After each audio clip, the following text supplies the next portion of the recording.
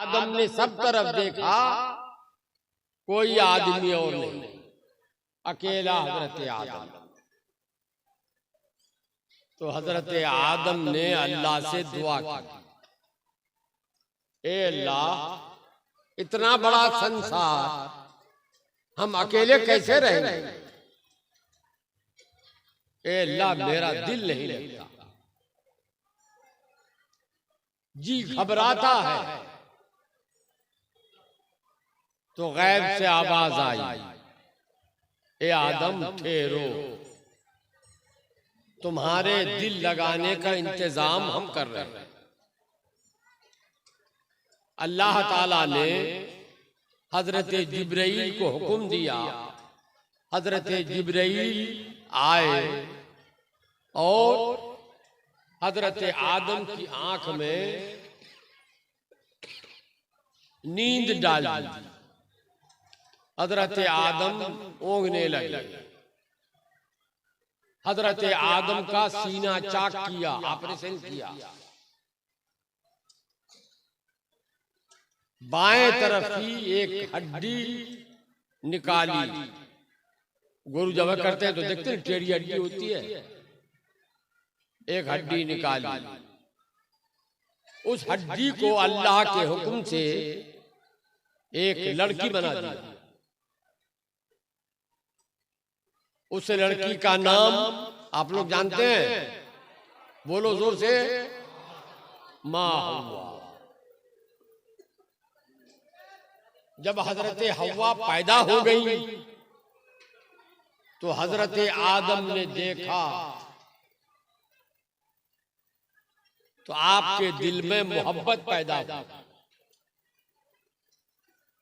तो हजरत आदम ने सोचा कि आंख को तो अच्छी लगती है देखने में बहुत सुंदर है, मगर छूकर देखे कि छूने में कैसी है। हजरत आदम ने दिल ही दिल में सोचा कि हमको टच करना चाहिए हव्वा को और देखना चाहिए कि छूने में कैसी लगती है।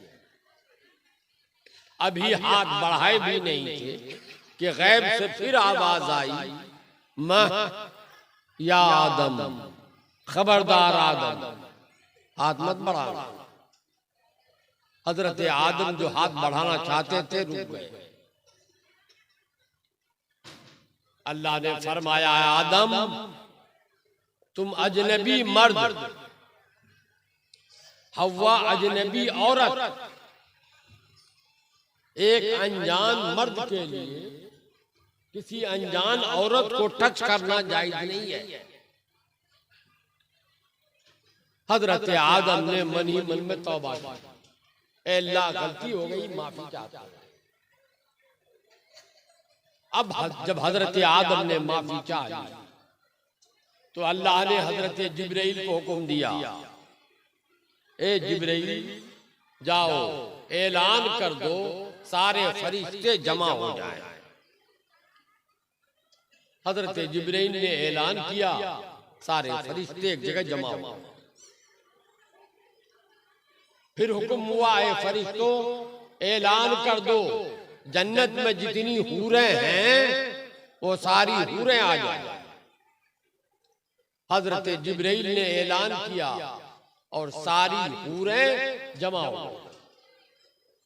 अब अल्लाह ने फरमाया, ए फरिश्तों तुम सब मिलकर हजरत आदम को सजाओ और सजाकर दूल्हा बना लो। और ए जन्नत की हूरों तुम सब मिलकर हव्वा को सजाओ और हव्वा को सजाकर दुल्हन बनाओ। फरिश्तों ने हजरत आदम को दूल्हा बनाया, हुरू ने हजरत हव्वा को दुल्हन बनाया। अल्लाह ने फरमाया, ए जन्नत की हूरों और ए फरिश्तों तुम सब गवाह बन जाओ। अल्लाह ने खुतबा पढ़ा और हजरत आदम का निकाह हजरत हव्वा से कर दिया, शादी हो गई। अब हजरत आदम ने सोचा कि जब मेरी शादी हो गई तो हम शौहर हुए और वो बीवी।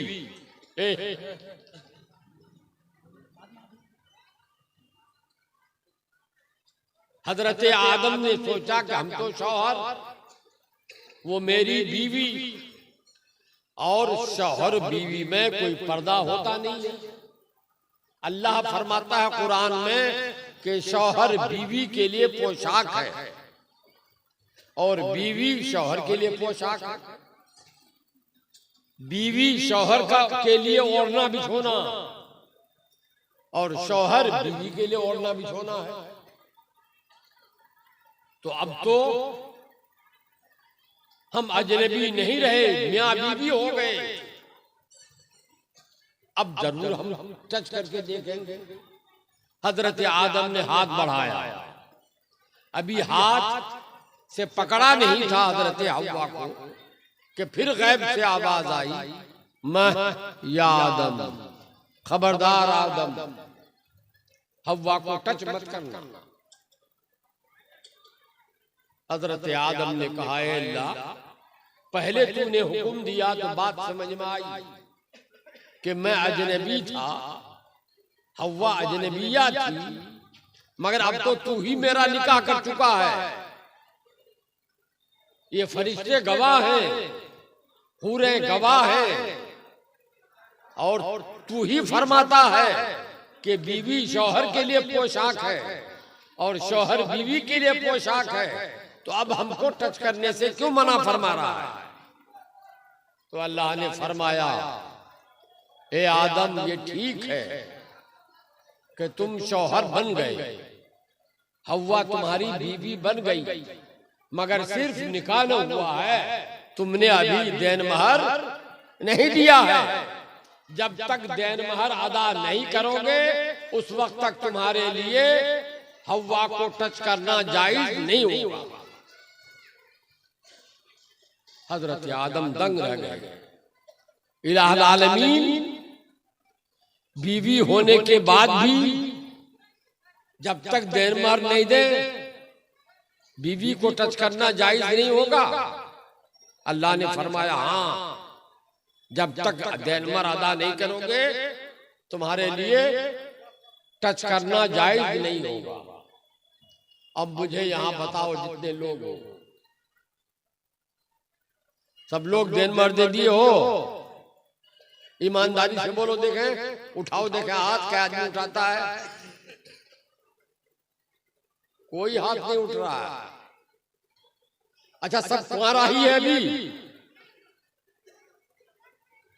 अरे बूढ़े लोग भी कुंवारे हैं।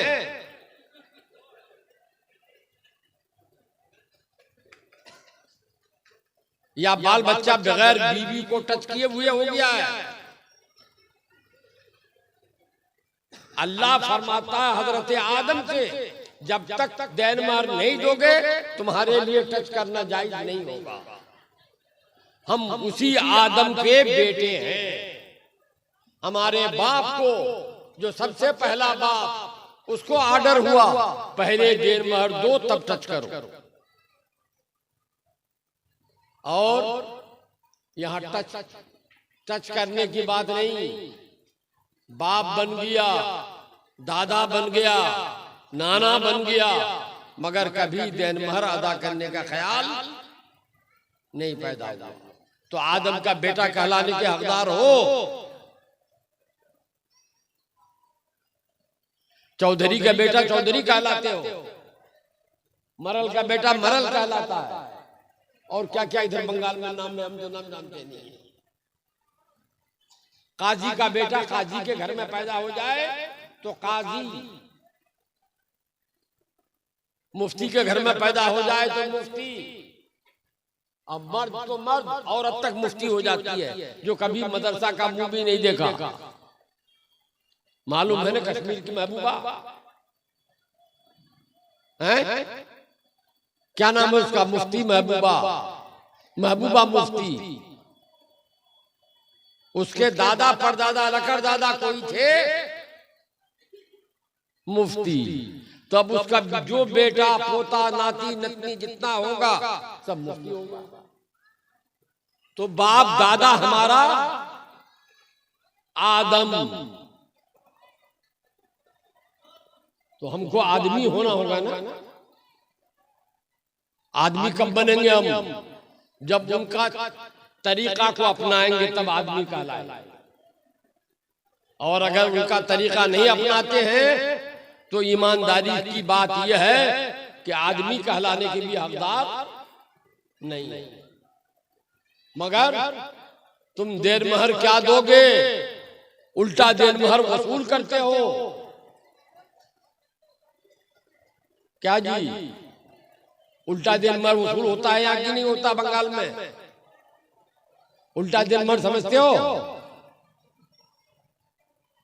क्या? जोर से बोलो। दहेज का दहेज तो बोलते नहीं हो, डिमांड बोलते हो। अल्लाह ताला कुरान में फरमाता है कद अलिमना मा फरदना अलैहिम फी अज़वाजिहिम। अल्लाह फरमाता है तुम्हारी बीवी का देन महर तुम्हारे जिम्मे हमने फर्ज किया है। खुदा फरमाता है तो जो अल्लाह ने फर्ज किया वो तो बाकी, और बाकी भी कैसा? कभी जिंदगी में नहीं देता। ये बूढ़े लोग बताएंगे कितने लोग शादी करके बूढ़ा होके मर गया, बीवी का देन महर अदा नहीं किया। तो देन महर भी मुकर्रर करता कि नहीं करता? बंगाल में करता है। वो दिखाने के लिए खाली करता है या देने के लिए करता है? बोलो तो। देन महर जो मुकर्रर करता है बंगाल में तो देने के लिए कि खाली दिखाने के लिए क्या देन महर मुकर्रर हुआ है? अगर दिखाने के लिए हुआ है तो सुनो अल्लाह के नबी की हदीस। मेरे नबी सरवरे कायनात जनाबे मोहम्मद रसूलुल्लाह सल्लल्लाहु ताला अलैहि वसल्लम फरमाते हैं मैदान क़यामत में अल्लाह ताला फरमाएगा ए लोगो तीन लाइन में खड़े हो। कै लाइन में? तीन लाइन में। एक लाइन जितने कुंवारे हैं शादी अभी नहीं किया है, शादी किए बगैर मर गया, वो एक लाइन में खड़े हो जाओ। जितने शादीशुदा हैं वो एक लाइन में खड़े हो जाओ। और जो शादी शुदा होकर या बेशादीशुदा ज़िना किया है वो अलग लाइन में खड़े हो जाओ। तीन लाइन में अल्लाह के हुक्म से खड़े हो जाएंगे। उसके बाद अल्लाह फरमाएगा ए शादीशुदा लोगों, जो लोग मेरे फर्ज किए हुए देन महर को फर्ज नहीं समझा, दुनिया को दिखाने के लिए देन महर मुकर्रर कर लिया मगर फर्ज नहीं समझा, वो शादीशुदा की लाइन से निकलकर ज़नाकार की लाइन में खड़े हो जाओ। इसलिए कि उसने मेरे फर्ज किए हुए को फर्ज नहीं समझा तो उसका निकाह नहीं हुआ। दुनियादारों को दिखा दिया कि हमारी शादी बड़े धूम धड़ाके के साथ हुई है, मगर अल्लाह को दिखा नहीं सकता गलत। अल्लाह ताला को फरेब में नहीं डाल सकता, वो धोखे में नहीं डाल सकता। अल्लाह जानता है कि उसका निकाह हुआ ही नहीं है। बोलो अब भी तो दिल में सोचो कि हमको देन महर अदा करना है या कयामत में जनाकार बन के उठना है। जो कयामत में जनाकार बन के उठने के लिए तैयार है तो देन महर देने की जरूरत नहीं। और अगर दिल में तमन्ना है कि अल्लाह हमको जनाकार बना के मत उठा, तो आज से दिल में ठान लो कि हम देन महर अदा कर देंगे, देन महर अदा कर देंगे। और अदा करना बहुत आसान है, बहुत आसान। और आजकल तो सबसे ज्यादा आसान है। बीवी को ले जाते हो घुमाने के लिए और न जाने क्या क्या दुनिया भर का सामान खरीद के देते हो। वो सामान खरीद के देना तुम पर फर्ज नहीं है। बीवी जाड़े के 2 कपड़े चाहिए, जाड़े में 2 जोड़ा, गर्मी में 2 जोड़ा कपड़ा, और अपनी हैसियत से बढ़कर 3000 5000 की साड़ी नहीं। तुम्हारी हैसियत जो है उस हैसियत के मुताबिक कपड़ा चाहिए उसको। उसके अलावा जो देना हो उसको बता दो ये देर महर के बदले में दे रहे हैं। इस तरह करो तो इंशाअल्लाह 2-4-5 साल में आसानी से अदा हो। कहोगे साहब अरे ऐसे ही देते हैं, बोल के देंगे तो भी हम ही देंगे, नहीं बोलेंगे तो भी हम ही देते हैं, तो समझेंगे अदा हो जाएगा। तो दुनिया देख रही है कि निकाह पढ़ाने के लिए आया है, शादी करने के लिए। मैंने कबूल किया कहेंगे तो भी हो जाएगा, नहीं किया कहेंगे तो भी हो जाएगा। शादी हो जाएगी? नहीं होगी। तो जब तक बोलोगे नहीं शादी नहीं होगी, ऐसी जब तक कह के नहीं दोगे देन महर अदा नहीं होगा। इसलिए देन महर अदा करने की सूरत यह है। मगर तुमको तो देन महर देने का ख्याल क्या होगा? तुम तो देन महर वसूल करने का ख्याल करते हो। मेरे भाइयों ये सिर्फ आम मुसलमानों का तरीका नहीं है। हमारे मौलवी मौलाना लोग जो बैठे हैं इनका भी ये आलम है। अपने मुंह से नहीं कहता है अगर तो इसको खड़ा कर देता है, मांगिए ना मांगिए, इतना चाहिए।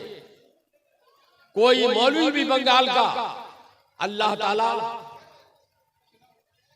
इस्तिस्ना कर दे, 100 में 10 50 में 1-2 तो खैर ऐसा होगा।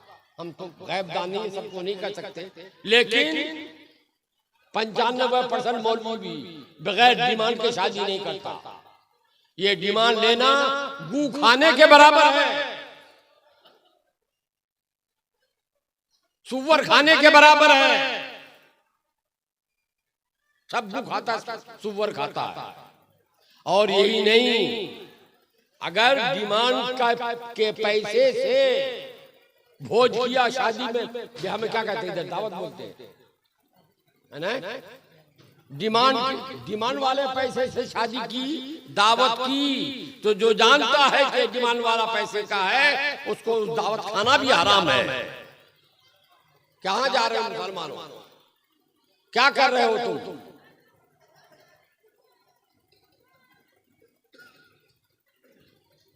इन एक छोटा सा मसला बताया, इस तरह के हजारों मसले हैं।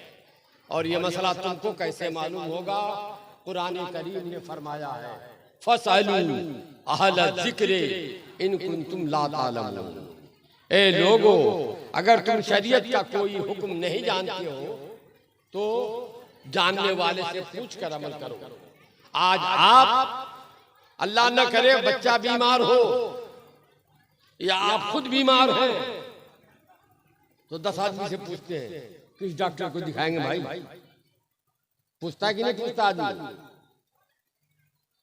पूर्णिया ले जाएं, कटिहार ले जाएं, रायगंज में हो जाएगा कि मालदा जाएं कि सिलीगुड़ी जाएं, 10 आदमी से पूछता है। दुनिया के मामले में तुम 10 आदमी से मशवरा करते हो और दीन के मामले में किसी से पूछते नहीं। ये मसला तुमको मालूम होगा उलमा से। उलमा कहाँ पैदा होंगे? मदरसे में। तो मदरसे को तरक्की दो, आलिम बनाओ, मगर उठको सला वाला आलिम नहीं, सही आलिम पैदा करो। वो जिबोनी गाने वाला उसी को तुम आलिम समझते हो। जो जितना सुर में गाए, सही पढ़ रहा है कि गलत पढ़ रहा है, सही मसला बता रहा है कि या गलत वाकया बयान कर रहा है, तुम्हारे नजदीक जिसकी सुर हो, जिसका सुर हो, वो बहुत बड़ा आलिम है। नहीं, वो बड़ा पक्का जाहिल है जो सुर के साथ कुरान की तिलावत करता है, हदीस बयान करता है। सुर के साथ बयान करना जायज नहीं है। तुम उलमा की खिदमत में आओ, अहले इल्म से पूछो, हजरत ये हमारा मसला है, इसका क्या जवाब होगा। जैसे अभी हमारे मौलाना जुबैर साहब तकरीर कर रहे थे, किसी साहब ने लिख के भेजा, लिख के भेजने पे भी मुझे याद आया, क्या भेजा है, जो इमाम कुरान शरीफ सही न पढ़ता उसके पीछे नमाज पढ़े कि न पढ़े। मुझे याद आई बात, हुजूर सरवरे कायनात जनाबे मोहम्मद रसूलुल्लाह सल्लल्लाहु ताला अलैहि वसल्लम के चचा हजरत अब्बास, उनके बेटे हजरत अब्दुल्लाह इब्न अब्बास, हजरत अब्दुल्लाह इब्न अब्बास के बाद एक शख्स मसला पूछने आया कि हुजूर ये बताइए कि मच्छर मारना कैसा है। देखो, मच्छर को देखा, मार दिया, मच्छर भनभनाया, मार दिया, तो मच्छर को जान से मारना कैसा है। हजरत अब्दुल्लाह इब्न अब्बास ने घूर के देखा, गौर से उसकी तरफ देखा, कहा तुम्हारा घर कूफा है क्या?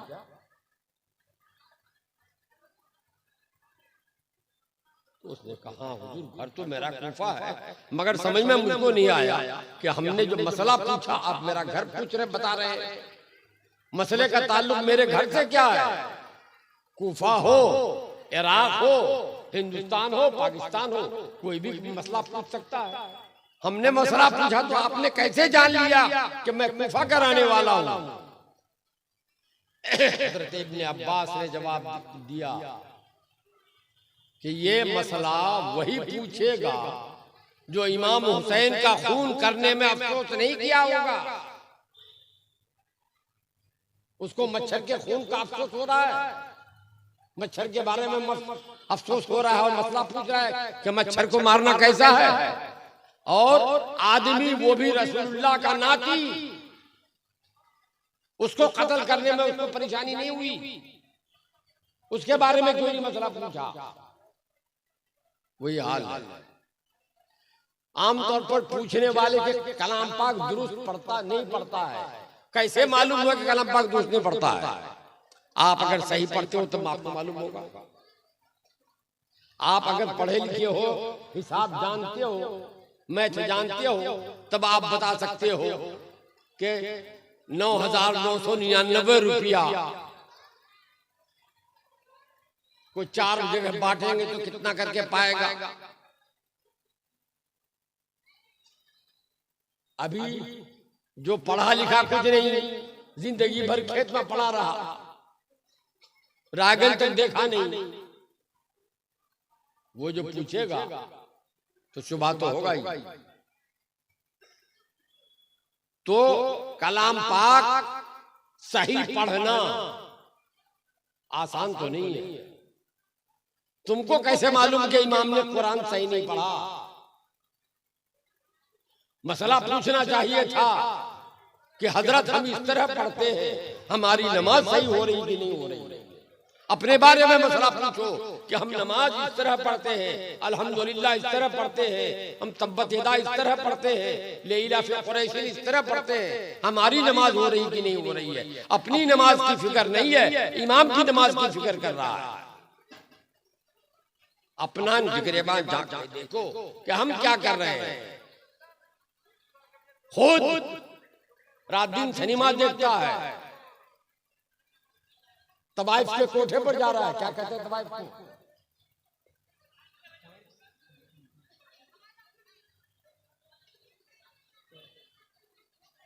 तवाइफ के कोठे पे जा रहा है। हाँ, देहात की बोली में बोलते रंडी खाना, खुद तो रंडी खाना जा रहा है, मगर मुफ्ती जुबैर साहब को जाना घर हुआ, सुबह चले गए स्टेशन, तो उधर से ट्रेन भर के आती है आगे से, तो बेचारे देखे कि भाई रिजर्वेशन तो है नहीं हमारा, अचानक हुआ जाना, तो डब्बे में झांक के देखा कि किस डब्बे में जगह मिलेगी। 2-3 डब्बा देखा कि फुल है। एक डब्बे में कुछ जगह नजर आई, इत्तेफाक से कोई लड़की भी बैठी थी। आपने देख लिया कि वो देखे मुफ्ती साहब को, सब डब्बा झांक के देखा, किसी डब्बे में नहीं गए, उस डब्बे में गए जिसमें लड़की बैठी थी। हालांकि बेचारा गया मजबूरी में, कहीं जगह नहीं पाया। तब तो सारा बुखार इमाम पर, अपना भी तो सही करो, खाली इमाम के पीछे मत पड़ो। पहले अपना दामन साफ हो, तब दूसरे का देखो। मुझसे मसला पूछा था, यहाँ जो टीएमसी हुकूमत ने इमामों का भत्ता मुकर्रर किया था, मौलवी कोबाद साहब ने मसला पूछा था, उसका जवाब भी हम दे चुके हैं। जवाब मेरे फतवा में छप भी चुका है, फतवा में। अब उसका वाकया क्या हुआ, अब कुछ इमामों को देना शुरू किया भत्ता, तो लोगों के पेट में दर्द होने लगा इमाम के खिलाफ कि गवर्नमेंट का पैसा लेके इमामत करना जायज है कि ना जायज। हमसे पूछा कि गवर्नमेंट का पैसा लेके मस्जिद में नमाज पढ़ाना जायज है कि ना जायज है। वो कमबख्त वो पूछ रहा है जो पैसा लेके नहीं, पैसा लेके तो नमाजें पढ़ा रहा है इमाम, जो पैसा लेके पूरा हड़प कर जाता है, पंचायत का पैसा खा जाता है और दूसरा फंड पूरा का पूरा खा जाता है, वो खिलाफ बोलता है कि मौलवी पैसा लेके नमाज पढ़ा रहा है। हालांकि वो गवर्नमेंट के पैसे पर हर शख्स का हक है। क्या हम टैक्स नहीं देते गवर्नमेंट को?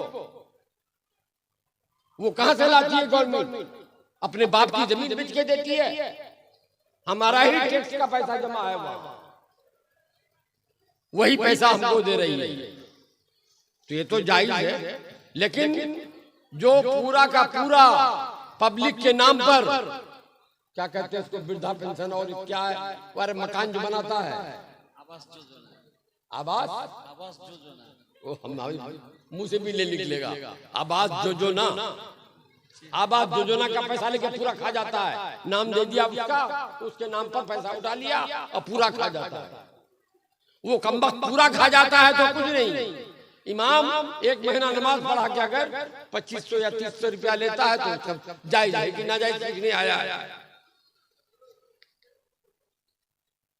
तो हजरात, बात दूर चली जा रही है, चाहे मौलाना मौलवी हो या हाजी साहब हो या मुफ्ती साहब हो, डिमांड जो लेता है वो हराम खाता है। मैं तो इन लड़कियों से कहता हूं कि अगर तुम्हारे यहाँ कोई पैगाम दे और डिमांड मांगे तो मंजूर कर लो कि हाँ देंगे डिमांड। और जब शादी हो, दूल्हा आए, तो कहीं से पसनी ही के जरिए काट के थाली में गुड़ रख करके ढक दो कपड़े से और भेजो कि पहले इसको खाओ। ये गू और वो बराबर है, ये खाते हो तो वो भी देंगे, नहीं खाते हो तो नहीं देंगे। हजरत आदम अलैहिस्सलाम से कहा गया पहले देर मर दो, तब उसके बाद टच करो। हजरत आदम अलैहिस्सलाम ने पूछा, ए अल्लाह, देन महर क्या होता है? देन महर इसलिए कि हजरत आदम अलैहिस्सलाम का बाप तो था नहीं, भाई तो था नहीं कोई, उससे पहले बहन तो थी नहीं कि वो देखते। पहली बार तो उन्हीं का मामला था, तो पूछा, ए अल्लाह, देन महर क्या है? गैब से आवाज आई, ए आदम। हाँ, एक मसला और समझ लीजिए, गड़बड़ कर दीजिएगा। इनका देन महर 5000 हुआ है ना, इनका हुआ है 15000। तो यही 5000 अगर ये दे दे अपनी बीवी को तो अदा हो जाएगा। समझ रहे हो मेरी बात? इनका हुआ है 5,000 और ये मौलवी साहब का हुआ है, कारी साहब का 10,000 या 15,000। ये भी अगर कहे कि नहीं उनका 5,000 हुआ है तो हमारा तो हुआ, जो कुछ हुआ था हो गया मुकर्रर। उस वक्त हम बोल दिए थे हाँ 15,000 था, लेकिन आज तो ये 5,000 दे रहा है तो हम भी 5,000 देंगे तो होगा? नहीं होगा ना? हाँ याद रखना, ये हजरत आदम का दिन में हम बता रहे हैं। तुम भी कहोगे वो हजरत आदम का जितना हुआ उतना हम देंगे, वो फिर नहीं चलेगा। अल्लाह ने हजरत आदम से फरमाया, आदम तुम्हारा देन महर ये है कि 3 मर्तबा, कै मर्तबा? 3 मर्तबा मेरे नबी, आखिरी पैगंबर, मेरे महबूब जनाबे मोहम्मद रसूलुल्लाह सल्लल्लाहु अलैहि वसल्लम पर दुरूद भेजो और पढ़ो सल्लल्लाहु, पढ़ो जोर से पढ़ो, सल्लल्लाहु अलैहि वसल्लम, सल्लल्लाहु अलैहि वसल्लम, सल्लल्लाहु अलैहि वसल्लम। वो हव्वा का देन महर अदा हो जाएगा। हजरत आदम ने 3 मर्तबा पढ़ा सल्लल्लाहु अलैहि वसल्लम, सल्लल्लाहु अलैहि वसल्लम, सल्लल्लाहु अलैहि वसल्लम। हजरत आदम का देन महर अदा हो गया। मगर आप भी कहिए अगर हम भी दुरूद पढ़ के टरखा देंगे, ये नहीं चलेगा। आपका जितना हुआ है उतना देना होगा। बात समझ में आई? हाँ। हजरत आदम अलैहिस्सलाम का देन महर तो हो गया। अब आप सुन चुके कि जो देन महर को फर्ज नहीं समझा, कुछ नहीं, अरे सब एक रस्म की बात है। 10,000 देन महर होता है कि 20,000 होता है, 2 लाख होता है या 4 लाख होता है, क्या फर्क? लेना देना तो 22.5। उसके लिए हदीस में आया है कि कल क़यामत में अल्लाह फरमाएगा कि इस लाइन से निकलो, जनाकार के लाइन में दाखिल हो जाओ। अल्लाह की नजर में वो निकाह नहीं हुआ। अब अगर जिसने किसी ने ऐसा सोचा, उसका निकाह अल्लाह की नजर में नहीं हुआ और दुनिया में खूब धूमधाम से दावत खिलाया, 20 गाड़ी लेके गया, तो अल्लाह के नजदीक तो निकाह हुआ नहीं। अब जिंदगी भर जनाकारी हो रही है, बाल बच्चा होगा तो हलाली होगा कि हरामी। अब खुद सोचो, हम कुछ नहीं कहेंगे। जना का जो बच्चा होगा वो क्या होगा, आप अंदाजा कर लो। आज इसीलिए 90% बुढ़ा रोता है, बुढ़िया रोती है, बेटा नहीं दिखता है। शादी करा दिए तो जोड़ू का गुलाम हो गया। अब माँ बाप को पूछता ही नहीं है, तुम तो सही माँ बाप हो ही नहीं, निकाह ही नहीं हुआ था तुम्हारा, तो सही माँ बाप कहां से हुए? तो क्या देखेगा वो? कुरान फरमाता है सही इस्लामी बेटा जो होगा वो माँ बाप को उफ नहीं कहेगा। ला तकुल लहुमा उफ़्फ़िन वला तनहरहुमा। जो बेटा होगा इस्लामी वो माँ बाप को उफ नहीं कहेगा।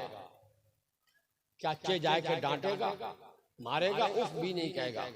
उफ अरबी का लफ्ज है, उसका माना मतलब हम लोग बिहार में बोलते हैं ओ। अब इधर जो क्या बोलता है, किसी ने कहा आप ही कहिए अपने बेटे को कि जाओ जरा फला काम करके आओ, तो ओ बोलते हैं। हाँ, ये उफ का माना हुआ ओ। अगर इस रात में कोई जलसा सुन के जाए और उसकी माँ कहे बेटा हमको अखरोट खाने को मन करता, तो अब यहाँ तो सब दुकानें बंद और दुकान खुली भी होती तो शायद यहाँ अखरोट मिले कि न मिले, फिर आगे जाना होगा। बेटे ने कहा माँ सुबह ला देंगे, अभी तो रात हो गई है, कोई दुकान खुली नहीं होगी। माँ कह रही नहीं बेटा जाओ, हमको अभी मन कर रहा। और बेटा कह दे ओह ये हराम है, हराम है, हराम है ऐसा कहना। माँ से ऐसा कहना, बाप से ऐसा कहना हराम है। ये हक है माँ बाप का। अल्लाह अकबर। इस्लामी बेटा ऐसा कहेगा। बस एक आखिरी हदीस जरा दुरूद पाक पढ़ लो। अल्लाहुम्मा सल्ली अला, पढ़ो सल्लल्लाहु अलैहि वसल्लम, सल्लल्लाहु अलैहि वसल्लम, सल्लल्लाहु अलैहि वसल्लम। एक शख्स ने मन्नत मानी। क्या बोलते मन्नत मानने को? मन्नत बोलते हैं ना।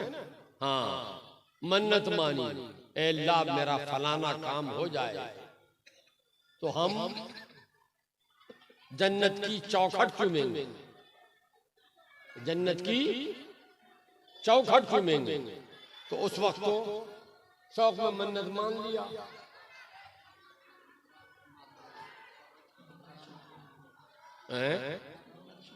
हाँ ठीक है,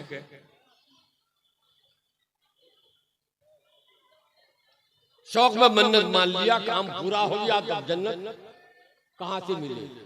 चौखट चूमे। आए नबी के पास पूछने के लिए, ए अल्लाह के नबी मैंने मन्नत मानी थी, मेरा काम हो गया है, अब जन्नत कहाँ मिलेगी मुझको कि उसका चौखट चूमेंगे हम। तो नबी ने फरमाया परेशान होने की बात नहीं, जाओ अपने घर में अपने माँ का पैर चूम लो, वही तुम्हारे लिए जन्नत की चौखट है। जरा सोचो कितना बड़ा मर्तबा है माँ बाप का। तो इस्लामी बेटा माँ बाप की बदतमीजी नहीं करेगा, बेअदबी नहीं करेगा, डांटेगा डपटेगा नहीं। और तुम हम आजकल के नौजवान इस्लामी बेटे हैं ही नहीं, इसलिए ये सब हो रहा है और माँ बाप रो रहे हैं। अल्लाह ताला तुम्हें हमें सबको शरीयत के मुताबिक चलने की, शरीयत पर अमल पैरा होने की तौफीक अता फरमाए। व आखिरु दावाना अनिल हम्दुलिल्लाहि रब्बिल आलमीन। अस्सलामु अलैकुम। दुआ करता हूँ, दुआ तो मैंने की, वो हाथ नहीं उठाओ तो दुआ नहीं है क्या? दुआ